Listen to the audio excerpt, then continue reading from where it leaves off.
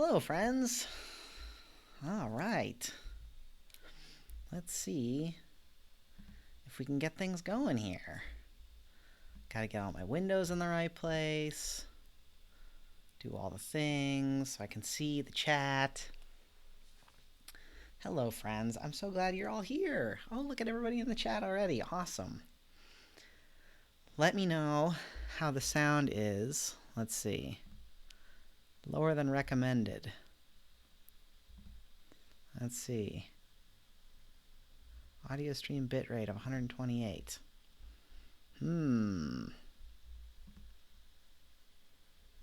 Let's see if I can fix this.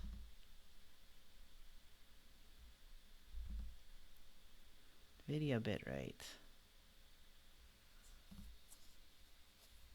28. Apply. Okay. Let me know how the sound sounds, y'all. Now I've changed a setting. We'll see if it's any better.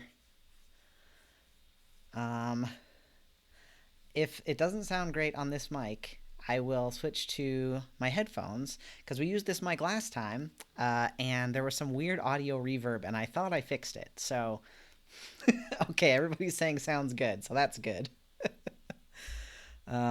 I don't know why it still thinks that my bitrate is 0 for the audio. So I'm just going to keep fiddling with it. Awesome, awesome. Glad everybody says it sounds good. Cool. Well, I'm glad that you're here. Thank you for being here. I'm glad you're all hanging out tonight, talking about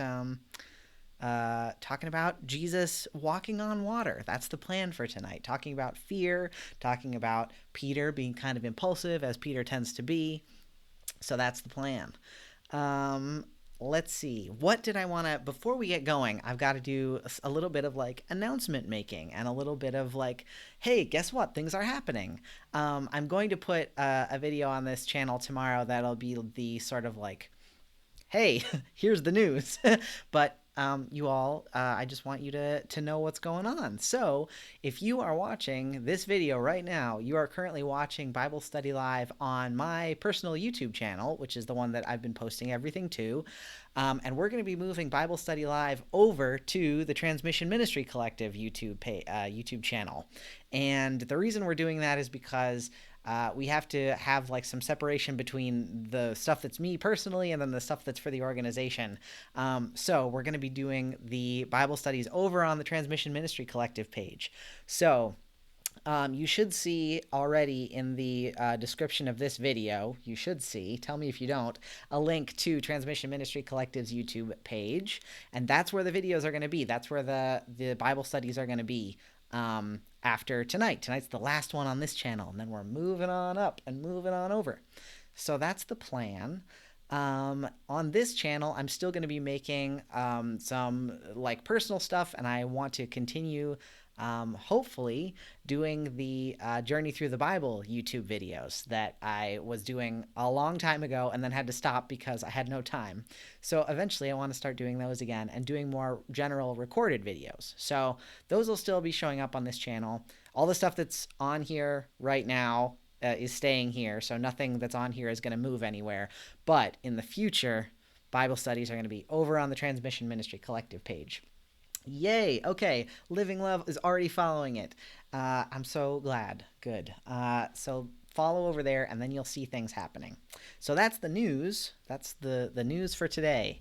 And yeah, actually, I think it's been, since last time we had Bible study, we officially announced Transmission Ministry Collective. So that's really exciting.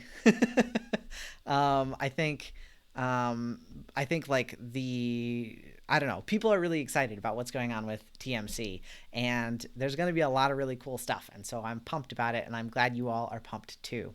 So I might do sort of like a Q&A over on the Transmission Ministry Collective page at some point in case people have questions. But in the meantime, you know where to find me all over the internet. So feel free to ask me questions. Oh no, I hit the mic. Okay, that's all out of the way. Now we can actually get into the Bible study. Cool. Let's see. we are going to, let's see if I can put up my fancy text here. There we go. So you should be able to see the text on the screen here for tonight's texts. I'll scoot over a little so you can see it better. Tonight's text, we're doing something that we've not done before, which is we are going to look at two different texts, the same story, but told in two different gospels. So that's the plan. We're going to read a story in the Gospel of Mark, and then we're going to read the same story told in the Gospel of Matthew, and we're going to kind of look at some of the similarities, some of the differences, and we're going to talk a little bit about fear, and yeah, I think that's going to be what we're going to do. So we're going to start out with the Mark text tonight. For those of you that maybe don't have as much of a history in sort of like biblical scholarship, I mean, no worries, not many people do. But you might not know that Mark, we think, was the first of the four gospels, the one that was written first. So we think Mark is the oldest of the four. So we're going to read Mark's story first. It's also the shortest gospel. So we're going to read Mark first, and then we're going to read Matthew's version, which is a little bit longer. So you can turn in ye old Bible to Mark chapter 6, and we're going to read together. As always, if you find some translational differences in the version that you read versus the version that I read, I'm always fascinated to know about the translation differences. So if there's like a word that sticks out and you're like, hey, that seems like it might be important that word is different, put it all in the chat and we'll take a look into it and see what we can find out. So Mark 6 is where we're starting, verses 45 through 52. And the idea is what's going on in this text, sort of like the preview to this text.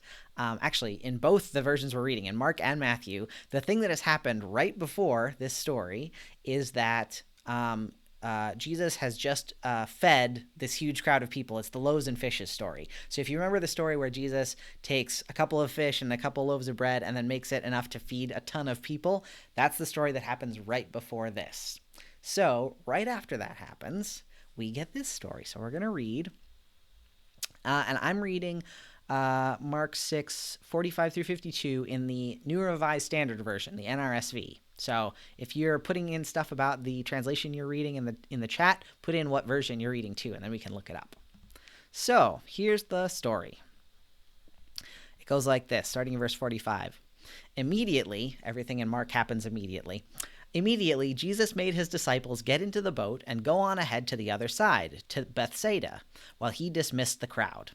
After saying farewell to them, he went up on the mountain to pray. When the evening came, the boat was out on the sea, and he was alone on the land. When he saw that they were straining at the oars against an adverse wind, he came toward them early in the morning, walking on the sea. He intended to pass them by, but when they saw him walking on the sea, they thought it was a ghost and cried out. For they all saw him and were terrified. But immediately he spoke to them and said, "Take heart, it is I, do not be afraid." Then he got into the boat with them, and the wind ceased, and they were utterly astonished. For they did not understand about the loaves, but their hearts were hardened. So, that's the first bit of the story that we're going to read here.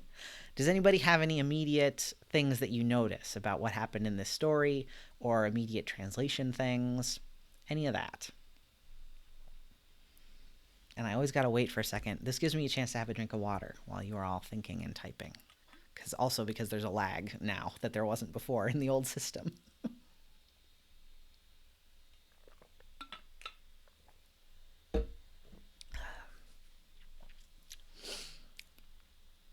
I think the thing that that stood out to me while I was reading this text this time. Now, of course, I've read this story a bunch of times. Some of you maybe have read this story a bunch of times.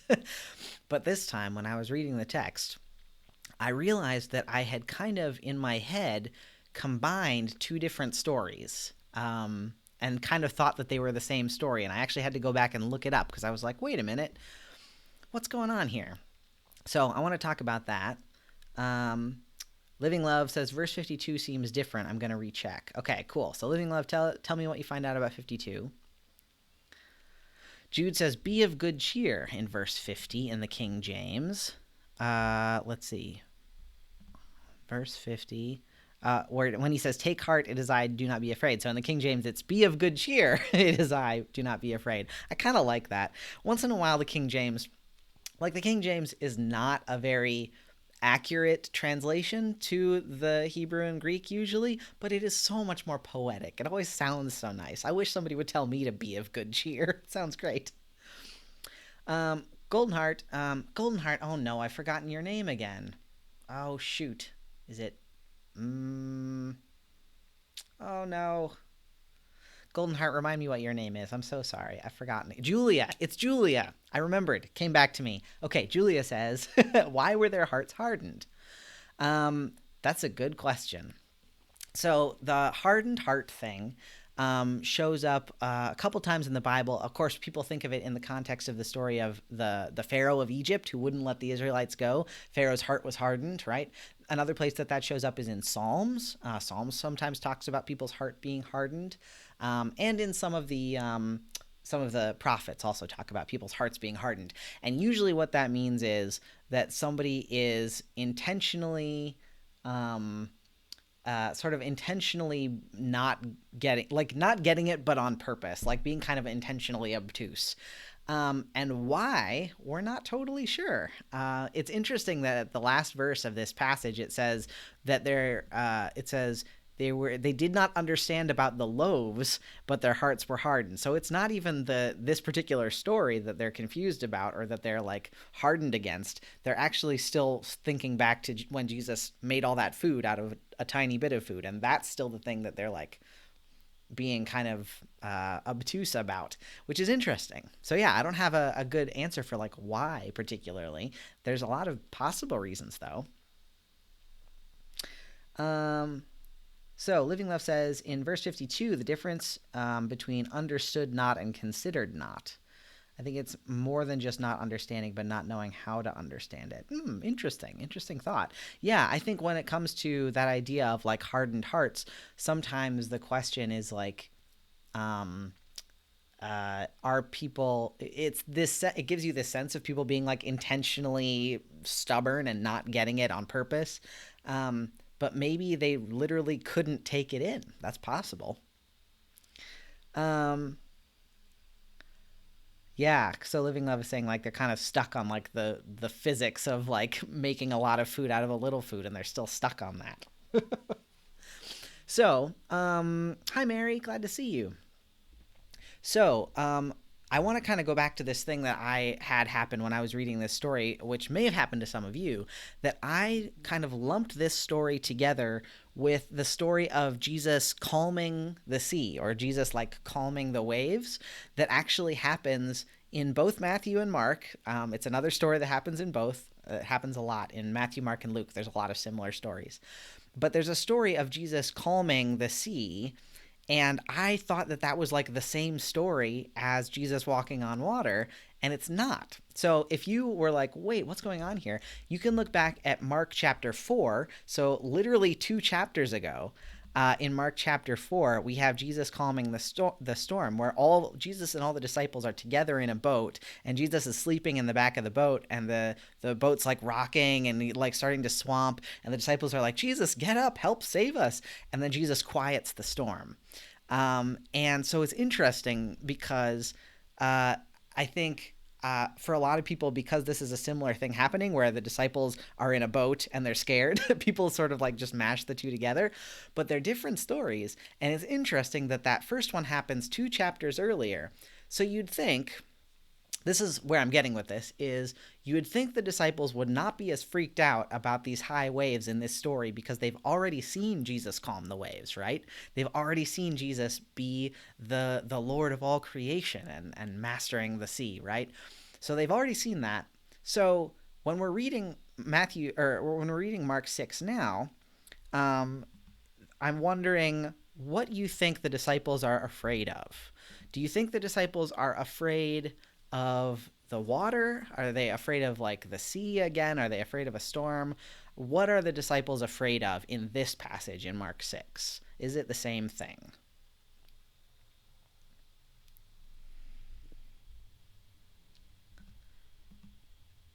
And I think we have like when we're looking at like the description of what's going on, it says, Jesus saw that they were straining at the oars against an adverse wind. So it's, especially in this, really the thing that we're seeing here is wind, right? Not water. Living Love says they haven't seen him walk on water yet, though, right? True. So that's a new thing for them. Mary says maybe they're just hyped up on adrenaline. That could be.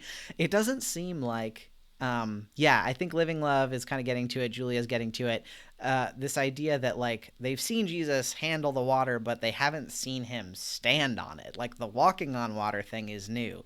And it seems like that's the thing that actually freaks them out. It's not the storm, it's Jesus walking on the water. So in verse 49, it says, when they saw him walking on the sea, they thought he was a ghost and cried out. They all saw him and were terrified. So the thing that they're afraid of is not necessarily the boat capsizing or the wind or anything like that. They're afraid of Jesus. Like they see him walking on the water and they're like, it's a ghost.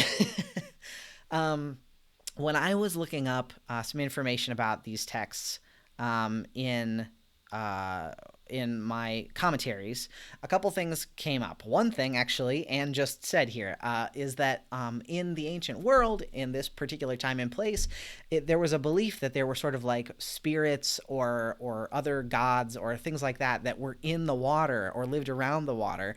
And so when it says they thought he was a ghost, it's not necessarily saying that they thought Jesus was dead and they were seeing Jesus's ghost. It might have been that they were just afraid they were seeing some kind of like water spirit. Another thing is that there was a understanding in that time and place that you didn't have to die for your spirit to be able to walk around places. There was a kind of belief that like somebody's spirit could like leave their body, especially if they were asleep, and go walking around. So this isn't necessarily them thinking that Jesus is dead and this is a ghost of Jesus, but they do think that it's some kind of like weird spirit, right? So they think that there's some kind of weird spiritual thing going on here. Jude says Jesus was definitely a sea spirit. I mean, could be in the story. So you've got these disciples and they're afraid of Jesus, right? They're afraid of this thing that they don't understand. And in that moment, Jesus says, "Take heart, it is I, do not be afraid." And that phrase, we've talked a little bit about that phrase before, the "is it I," or the "it is me," or the "here am I" kind of phrase that we've talked about. That's a phrase that is like specifically associated with God, because of what God says to Moses, right? God, when Moses says, "What do I call you? What name do you have, God?" And God says, "I am that I am," right? So every time we see Jesus using the phrase, "it is I," or "I am," in the Gospels, we think there's kind of a point being made. Jesus is making a point and associating himself with God, with the sort of "I am" or "it is me" kind of language. So maybe that's what's going on. Maybe the thing that kind of stills things for the disciples is Jesus saying not just "it's me, Jesus, your friend, your buddy who you just had dinner with," but it's also Jesus saying like, "It's me, the God who can control the waters, the God who can control the wind." So that might be one of the things that's going on. Titus says, "I think these stories are important because it shows how obvious God can make things, but we humans can't or don't want to see things that challenges our beliefs about the world."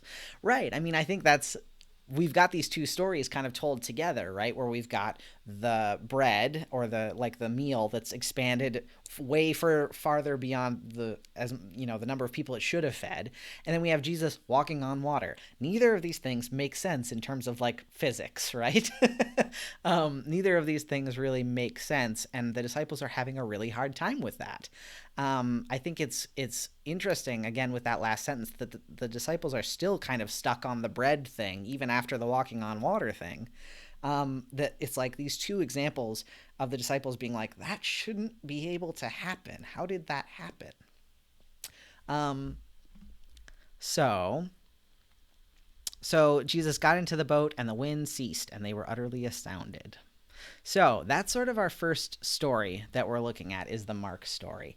Does anybody have anything else that they want to say about this Mark story before we move on to the Matthew story? Because the Matthew story is going to, it's very, very similar. It's going to give us a little bit extra. But before we move on to that, let me know if you have any more thoughts about this particular text.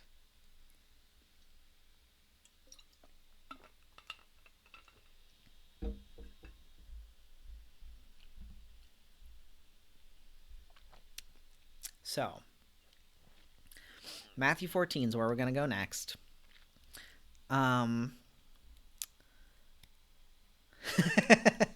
Mary says, more like disciples.exe has stopped working. Yeah, the disciples are just kind of like, this does not compute. What is happening? I like that description. So Matthew 14, we're looking at verses 22 through 33.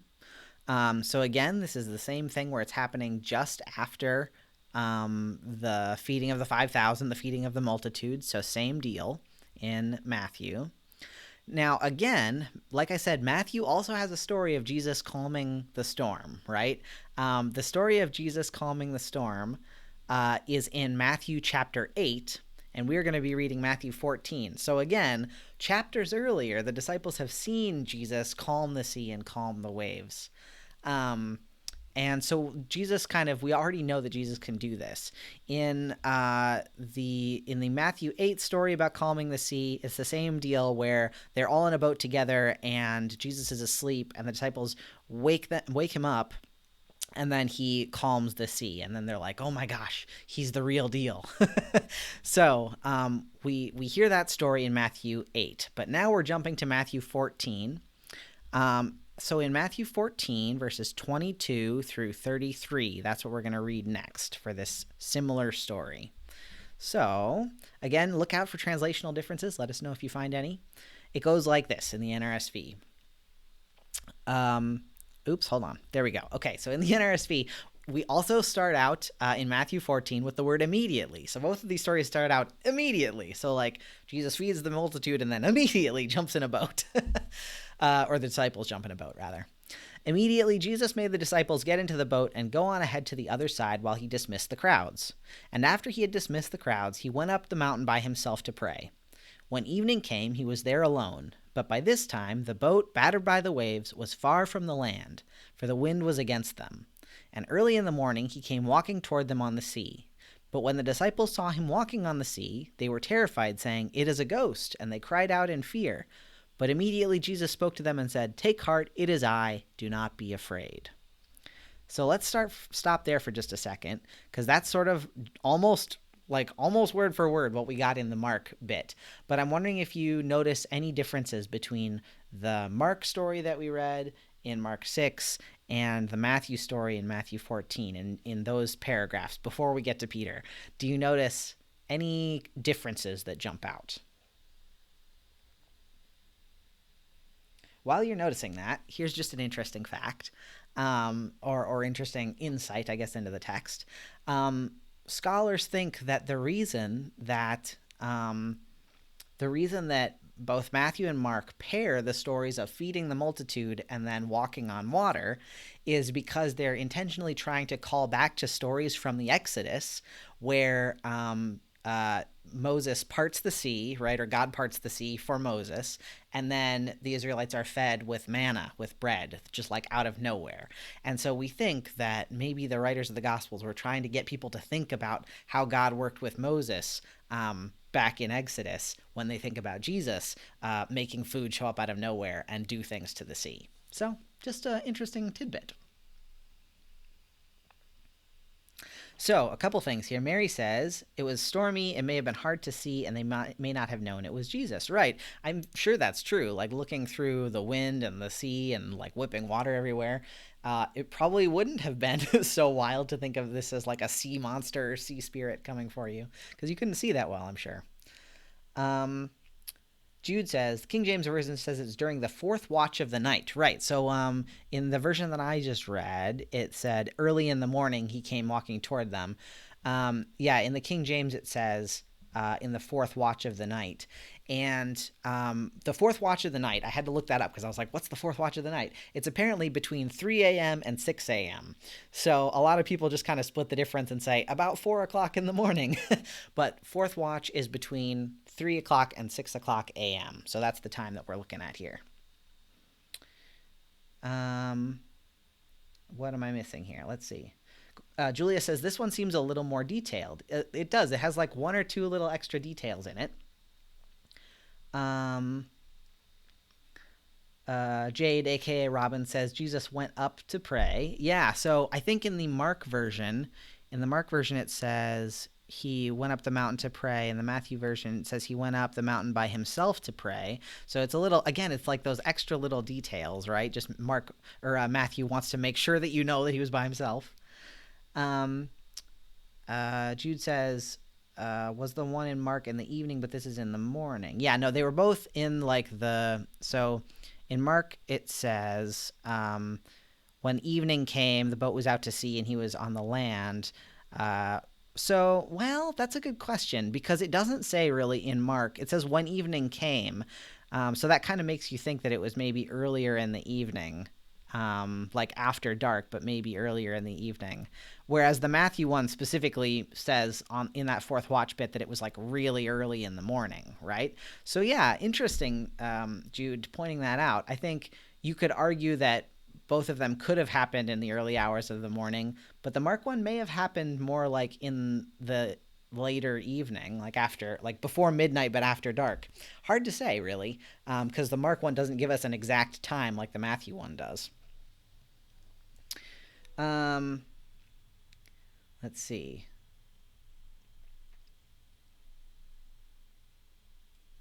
Oh, hang on. Living Love is pointing something out here. Let's see. Early in the morning.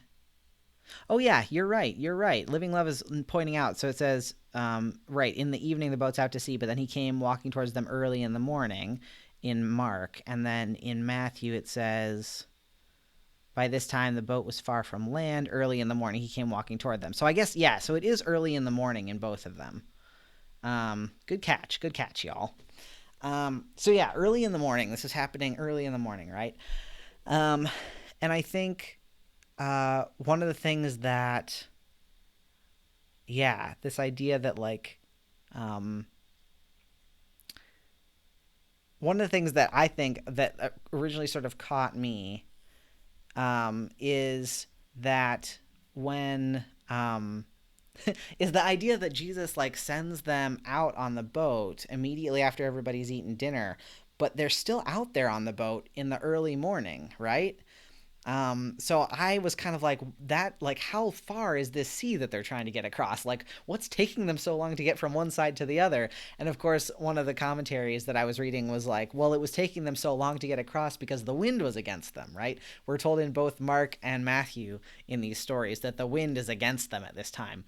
So you got to kind of it's interesting to think about the fact that a lot of these disciples were fishermen, right? A lot of these disciples were used to being out on the water, were used to being out in the boat. And they're dealing with this wind blowing against them, and they're desperately trying to get to the other side of the sea, and the wind is blowing them backwards. And it kind of makes me appreciate their dedication to getting to the other side of the sea, or it's really kind of a big lake. But because you would think that an experienced sailor would be you know what, the wind's against us, let's go back to the shore, we'll try it again later when the wind has turned. But these disciples are no, we're getting to that other shore, gosh darn it. So it kind of makes me appreciate their stick-to-itiveness.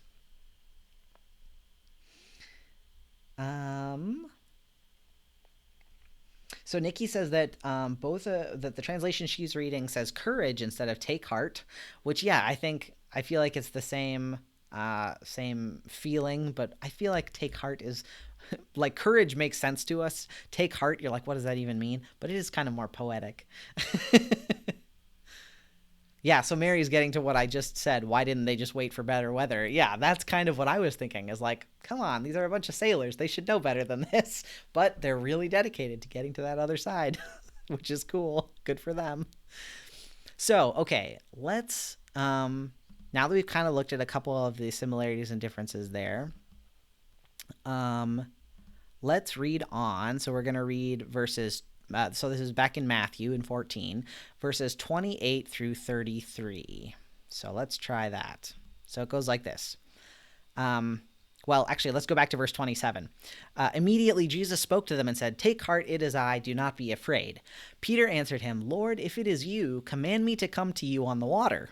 He said, "Come." So Peter got out of the boat, started walking on the water, and came toward Jesus. But when he noticed the strong wind, he became frightened, and beginning to sink, he cried out, "Lord, save me." Jesus immediately reached out his hand and caught him, saying to him, "You of little faith, why did you doubt?" When they got into the boat, the wind ceased, and those in the boat worshipped him, saying, "Truly you are the Son of God." So, a couple of similarities we have here with the Mark story, which is Jesus. The minute Jesus gets in the boat, the wind ceases, right? So that was the same in both stories. But in this story, we got like some differences. For instance, the disciples don't have that hardness of heart going on. They're just like, "Oh my gosh, you're really God. We really believe it." So in the Matthew story, the disciples are a little bit more able to take it in and a little bit more understanding. But then we have this difference with Peter, right? So what are y'all's first sort of responses to what's going on with Peter? Do you think Peter, is this a smart thing? Is this a dumb thing? Is Peter doing a good thing? Is he being kind of a show off? Like, what do you think Peter is up to in this particular passage? Because I really do think that you could read so much into Peter's action here. You could think Peter is a show off who just wants to be like, "Hey God, let me do it too," right? Or you can feel like Peter's got a really, really strong faith and believes that like if Jesus tells him to do a thing, he'll be able to do it, and like he wants to do that maybe to show the other disciples what's possible. Maybe that's it. Maybe Peter, one of the commentaries I read said that Peter didn't really care about the walking on water part. He just wanted to get where Jesus was, and he was really just drawn toward Jesus. And the walking on water was just sort of like incidental in order to get there, which is another possibility. But what do y'all think? Julia says, "I feel like Peter right now." Tell us about that, Julia. What do you mean when you say you feel like Peter? Living Love says, "It's neat that Peter tried to exercise true faith even for a very short moment. But for miracles, clearly there can be no doubt." Yeah, so there's like, I want to talk more about that idea of like doubt and faith and what's going on with Peter. But let's hold on to that for a second. Robin says, "There's an emphasis on the wind in both of these stories I'm seeing. Is there a meaning behind the wind?" So not that I have seen, or not that I've like, I haven't seen any like metaphors specifically looking at the wind. Although, as I'm saying that, I'm thinking about the way wind shows up in like the Torah stories in the Old Testament. For instance, the wind, like the breath, the wind of God that hovers over the waters, right? So there's like a wind and water moment. So maybe there's a connection there that we're trying to, like the authors were trying to get us to think back on. But there's nothing that comes up right away that I saw about that. I wonder if maybe if the previous story was about Jesus controlling the water, maybe this story is about Jesus controlling the wind. We've got kind of like an Avatar: The Last Airbender thing going on here, where Jesus is like learning to deal with different elements. So maybe that's what it is. Mary says, "I just think Peter did what the rest were thinking. Also, big waves are scary." True. Yeah, so maybe it was that Peter was the only one who really had the chutzpah to like get up and try it, and all the other disciples were like, "Oh man, I was gonna do that." So maybe Peter was just the only one to have the courage to act. Yeah, Peter's shaken by the wind, Robin points out, so I think there might be some significance. Yeah, I can't think of a time in the Bible where the wind is seen as a negative or sort of malevolent sort of force. Like there's like Elijah sees a whirlwind, but the whirlwind isn't seen as negative specifically. I can't really think of any other times when the wind is seen as negative. So that makes me think that there wasn't really a metaphor going on there with the wind trying to buffet Peter around. But it's possible. I just haven't read it. Jude says, The way I talked about it for Sunday school was that Peter wanted to go hang with Jesus, but then the faltering was like him not fully believing in himself and his trust in Jesus. Yeah, so I think that's a totally legitimate way to read it, that Peter really just wants to be where Jesus is, but in that moment, it's almost like he loses focus. Like, you know, when you get really, really involved in like a project or like something that you're trying to do, and like all of your concentration has like gone down to like tunnel vision, like a beeline on the thing you're doing. And then something distracts you and you are like taken out of it for a second. And it almost kind of feels like that's what's going on with Peter. Like he's completely zoomed in, tunnel vision on Jesus, like, Jesus, let me get out there, I'm ready. And then there's like a moment where like the wind, there's like a sensation that sort of buffets him and he's like, oh, what? And he's like broken out of that tunnel vision for a second. And it's in that tunnel vision, or it's in that sort of broken out of the concentration moment that he starts to sink. So yeah, it's interesting because the story seems to tie it to Peter's faith, right? To Peter's ability to believe. But to me, it almost feels like a story about like concentration and like force of concentration. So I want to talk more about the faith and doubt thing, but let's see what else is going on here.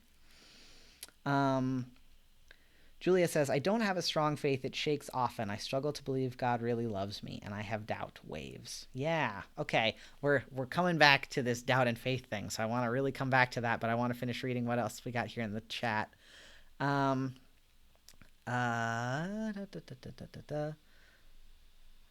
Mary says, maybe Peter just had a sudden anxiety attack. Oh, poor Peter. I would be so sad if that was true.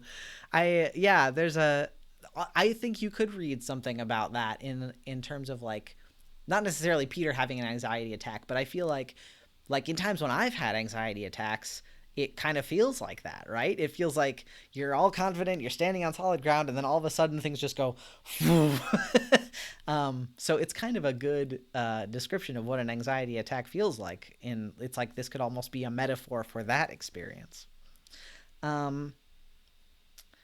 Let's see. Titus says, I noticed that we seem to hear Peter speak more than the other disciples. He seems to have more courage to voice his hesitations than the others. Yeah, that's the interesting thing about Peter, Titus, is that Peter both is like the most talkative and the most like ready to go, but he's also the one that's constantly making mistakes. So I think Peter's a really interesting disciple to focus on. And honestly, maybe we should do like a Bible study that's just like little blips of Peter, because Peter's really interesting in that in some points you're like, Peter, gosh, stop being such a center of attention, like attention hog.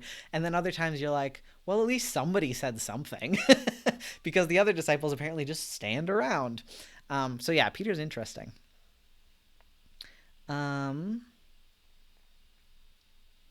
Okay, so Nikki says, let's see. Nikki, I'm trying to scroll back to remember what your translation is that you're reading. In the Message. Okay. So Nikki says in the Message it says, jumping out of the boat, Peter walked on water to Jesus, but when he looked down at the waves churning beneath his feet, he lost his nerve and started to sink. Yeah, it's one of the things about the Message that I like is that it's so readable, but they do tend to make little tiny differences like that, where it says like the Message focuses on the idea that Peter is distracted or taken out of it by the water, the waves, when in the text it's the wind. So it's like not a big difference, but some people would make a big deal over that. But I think it's that same sense of like, he looks around him and he's like, oh, I forgot this all was going on because I was so focused on Jesus. I think it's that same deal.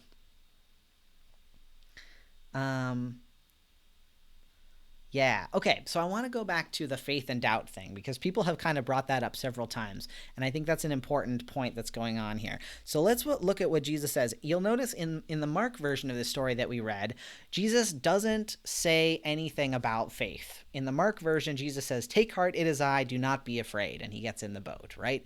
So in the Mark version, there's nothing about faith and doubt. It's just Jesus, the disciples freaking out because they think he's some kind of ghost or water spirit, and Jesus being like, yo, it's just me. It's cool. Everything's fine, and getting in the boat, right? So that's the Mark version. In the Matthew version, suddenly we're talking about faith and doubt. Suddenly faith and doubt come in a big way. So Peter says, if it's you, command me to come to you on the water. And Jesus says, okay, go for it. And Peter got out of the boat and starts walking on the water. When he noticed the strong wind, he became frightened and began to sink. Now, one of the things that I notice here is, well, actually, two things that jump out to me. The first is that he becomes frightened and then he starts to sink, right? Those things kind of happen one after the other. And it's interesting that it's almost like the fear is the thing that causes him to sink. It's not necessarily what's going on around him. It's like he notices things and then feels the fear, and then that's the moment when things start happening. And so as I was thinking about this whole this I was thinking about this Bible study tonight. I was thinking about fear and the sense of fear, right? Because I think a lot of us are experiencing a lot of fear right now for multiple reasons. It's a scary world. I know a lot of people are freaking out about like coronavirus. Some people for very good reasons because they are dealing with young folks or old folks or people who are immunocompromised. And then other people because it seems like everyone else is freaking out and you got to freak out too, right? And so there's a lot of fear, right? There's fear that overtakes things. And so in this moment when the fear overtakes Peter, that's the moment when he starts to sink. And I think that it's easy for us to then associate fear with only negative things, to think that fear is like some kind of mortal failing. Or I said mortal failing, but I meant moral failing. Both things, I guess, in this context. And I don't think that this story is saying fear is inherently bad. I don't think that's what's going on.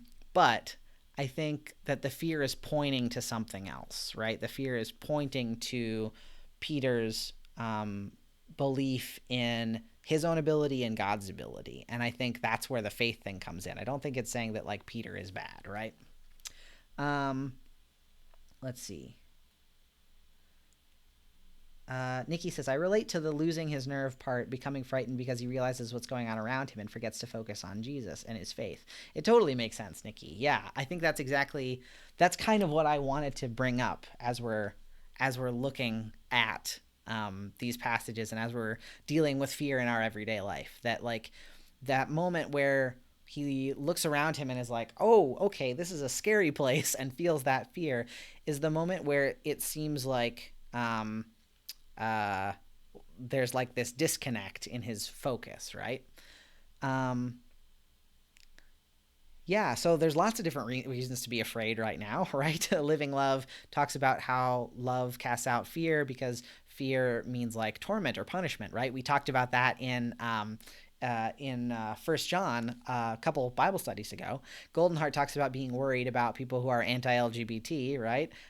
So that's definitely a thing. There's lots of reasons to be afraid. And being afraid, that fear can kind of like break our focus for a second. And it looks like that's kind of what's going on with Peter. So the next thing that happens, he noticed the strong wind, he became afraid, he begins to sink, and he cries out, Lord, save me. And Jesus immediately reached out his hand and caught him, saying to him, you have little faith, why did you doubt? Now, here's the thing that I think is so interesting about this moment for Peter, is that it doesn't seem like, it's like Peter loses, it feels more like, to me, that Peter loses his faith in his own ability to stay on top of the water, but he doesn't lose his faith in Jesus's ability to catch him. Right? And that's the thing that I think is so interesting, because Jesus says, ye of little faith, but he still has faith. Like, even if it's just a little bit, he still has the faith that Jesus is going to catch him. He is not, oh, ye of no faith at all. Right? And I think that is something that gets skipped over a lot in this story. This idea that Peter still has faith that Jesus is going to catch him, that Jesus is going to save him and can save him. And he like hooks back onto that focus in that moment where he like loses his focus on what he's doing, but he still knows that Jesus is there. He still knows that Jesus is going to do something about what's happening. And I feel like Peter doesn't get enough credit for that because for me, and I think for some of you that are talking about this feeling of like feeling afraid and feeling like you've maybe broken that moment of disconnection or like focus on God, it can be tempting for us to be like, well, that's it. We're just people of no faith at all. We're people of little faith and we're no faith at all. And like we get down on ourselves for not believing enough, right? And I don't think that's not the moment when you just stop and give up. That's the moment when you're like, Jesus, I can't do this. Like I tried. Thank you for the help, but I need help now. Like I need you to come get me. And that doesn't seem to be that's not a bad thing. Asking for help, even for Peter, is not a bad thing. It's not a morally wrong thing. It's not a show of like, even though Jesus is like, you could have done it, like if you would have just had a little more faith, you could have done it. He doesn't get mad at Peter for asking for help, right? And I think that's kind of important. Jude says, I feel like there's also a distinction between faith in Jesus as a friend that would catch him versus his ability to do the same physical things as Jesus does. Yeah, I feel like, that's kind of what I'm trying to like get to, is that there's this sense of like, there's the faith that Peter has in his own ability as boosted by Jesus, and then there's the faith that Peter has in Jesus's ability to save him, no matter what. And it feels like that second bit of faith is never questioned, which I think is important for us to notice. Julia says, I live in a place where so many people question my faith and say I'm not a good Christian. It makes me question my faith. Yeah. So, So let's see. What do I want to say about that? Because there's something there, Julia. I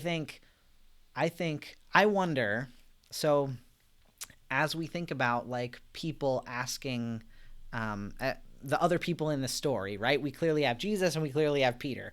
What about the other disciples? What are the other disciples feeling in this moment? And I wonder if they question Peter's ability. You know what I mean? Like, I wonder if they, like, kind of like you're saying that you live in a place where people question your ability to be a Christian, right? And I wonder if the other disciples questioned Peter's ability in kind of the same way. And maybe that was why Peter got out of the boat in the first place. Like, that's a possibility, right? That Peter got out because he was like, none of these other guys think that I'm here for real and that I have a real relationship with Jesus. So I'm going to get out of the boat and I'm going to prove it to myself and everybody else. Like, maybe that was what was going on. We don't know. But I wonder, I think the strength of Peter kind of standing out and trying a new thing, because I think that is a strength, right? Like, Jesus is like, okay, let's go. I think Peter's strength about trying something, even when other people maybe don't think you can do it, it seems like the story is trying to tell us that being a Peter, I think you could easily read this story as saying, don't be a Peter, like, don't doubt, just walk across the water, right? Or you could read the story as saying, do be a Peter, do try something new, do focus on God and do the thing. And even if you only have a little bit of faith, God's still going to catch you, right? And I think, like, for me personally, I prefer to read it that way, as a story of like, yes, be like Peter, try to take a step. Even if you don't make it the whole way, at least you've taken one step, right? So maybe this could be a hopeful story for you if you read it that way. Maybe. I don't know.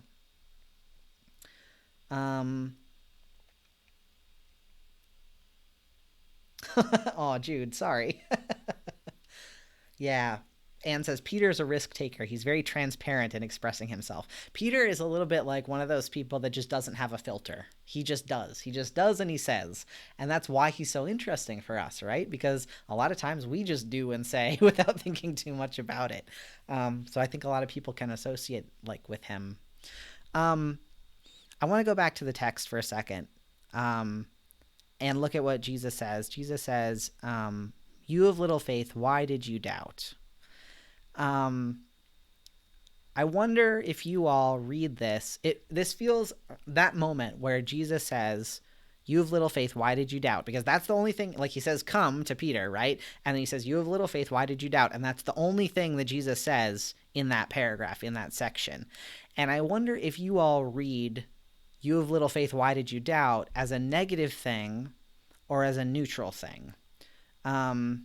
Because I think it's a little bit of a Rorschach test, this idea of like, you'll see, we tend to see things the way that we have experienced them in the past. So if you have been told in the past that you don't have enough faith, you're probably going to read this moment, you have little faith, why did you doubt, as like Jesus being like pissed off at Peter almost, as being like, you're not good enough, right? So if you read it that way, it might be because of some past experiences. If you read it as a more like neutral statement, like you have little faith, why did you doubt? Like, I think it might be easier for some folks to read it as Jesus saying, like, saying it in an understanding, compassionate way, of him saying like, why did you doubt when you know that I'm here for you? Not in an accusatory way, but just kind of saying like, you could have done it, Peter. Like, I'm not like mad at you. I'm not disappointed in you, but like, you could have done it and that's okay. Maybe we'll try again tomorrow. Like it sounds more, you could read it in a way that sounds more compassionate and understanding.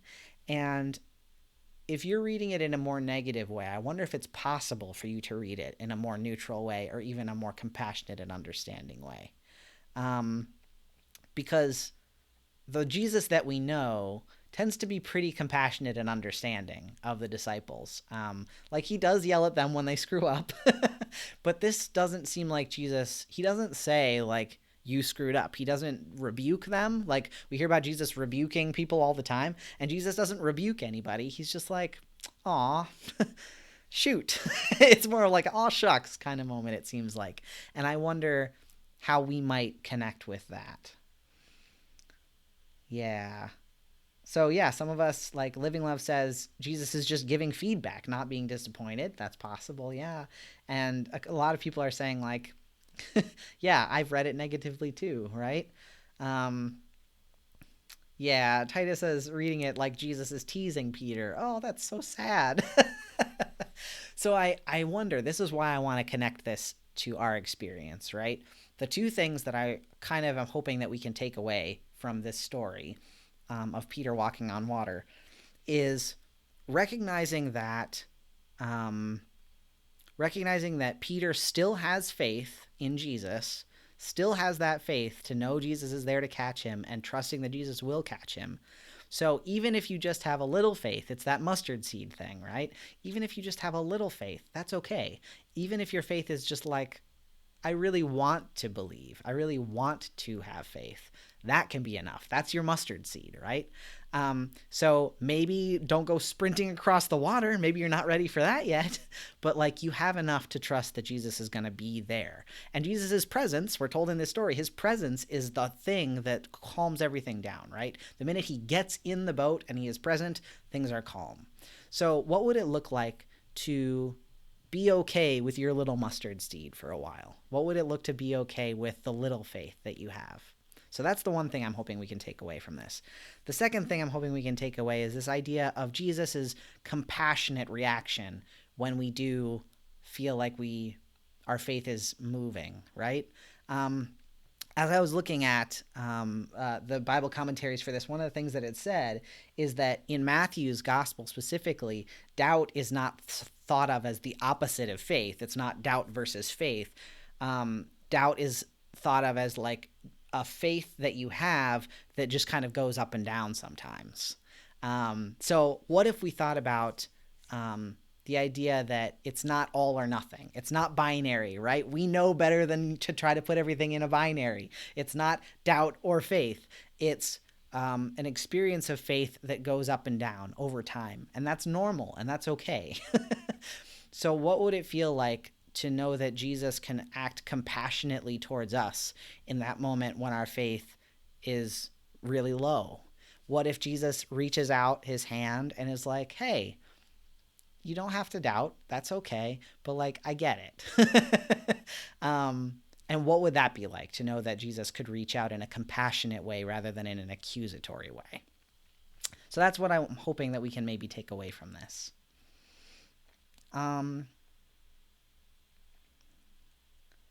Julia says, what if we're just tired of fighting? Yeah, I feel like, Julia, that's that moment when our faith is maybe at kind of a low ebb, right? When it's low because we're just tired.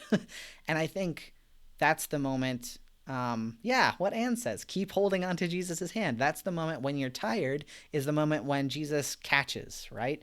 That's the moment when Peter is tired, that Jesus holds out his hand and grabs him, right?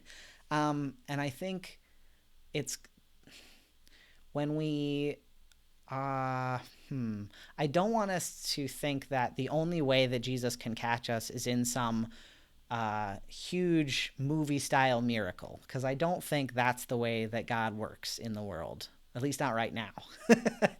But I think we can look to Jesus's hands and arms in other people in the world. So if you are tired of fighting right now, if you're feeling exhausted and your faith is at that low ebb, look for the hands and the arms of people around you that can maybe hold you. Even if the people around you, even if you don't have that in your church right now or where you live right now, we can be that for you online, right? Like, we can hold that faith for you a little bit right now. So look for Jesus's holding you in the people that you meet, and see what happens, because you might find some stuff or see some stuff that you hadn't seen before. Yeah. I think that's about the right place for us to stop tonight. I really appreciate you all being here and sharing your feelings and your thoughts and your stories with me. This has been really fun. It's been a good story to look at, especially right now when a lot of us have felt afraid. It's okay to feel afraid. That's all right. But know that you can call out, and that God will be there and is there with you. So I hope you are able to remember that. And I keep, not everybody is super into prayer practices, but I keep you all in my prayers. And so if you're one of those folks that is feeling kind of low down, you'll be there. You'll be in my prayers too. All right. That's where we're going to end for tonight. Thanks for being here, y'all, and we'll be back. Remember, I got to say the tech thing again. Remember, if you are here on this channel, you're not going to see the Bible study here in 2 weeks. You're going to see the Bible study over on the Transmission Ministry channel. So go to the Transmission Ministry Collective YouTube page, which will be linked down below. You can also Google it. You can also look on our webpage, transmissionministry.com. All those places will get you to the new YouTube page. So go there and subscribe to the new page, and then you'll be ready for Bible study in 2 weeks. That's the plan. And then, of course, if you want to know what else is going on with Transmission Ministry Collective, because we've got a support group tomorrow afternoon, we've got a support group next Monday night, and if you want to get involved with those, if you're a gender expansive or trans person, join in. It's going to be great. You can do that by going to our website, transmissionministry.com, and you'll find out all the information. So that's the plan, and we will see you back here, not here, on the other channel in 2 weeks. Thanks, everybody. I hope you have a great night. Bye.